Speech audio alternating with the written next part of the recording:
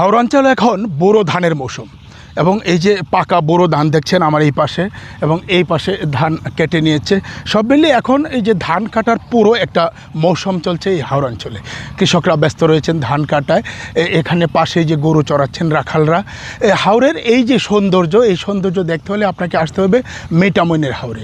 এবং মিঠামইন হাওরের যে সৌন্দর্য কিশোরগঞ্জ জেলার, এই সৌন্দর্য আপনি এই যে শুকনোকাল, এই শুকনোকালে আসলে আপনি অন্যরকম একটা অনুভূতি পাবেন, অন্যরকম একটা সৌন্দর্য পাবেন, যেটা আপনারা থই থই পানি হলে যে সৌন্দর্যটা পান, এটা হচ্ছে আরও ভিন্ন একটা রূপ এখন এই হাওরের।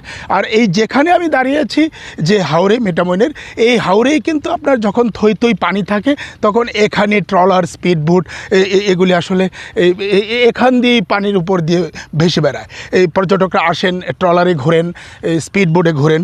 কিন্তু আসলে এই যে শুকনো মৌসুম, এই মৌসুমে আসলে আপনি এরকম যে একটা সৌন্দর্য এটা দেখতে পাবেন। এখানে মানে যেখানে আমি দাঁড়িয়ে আছি এখানেই থই থই পানি থাকে।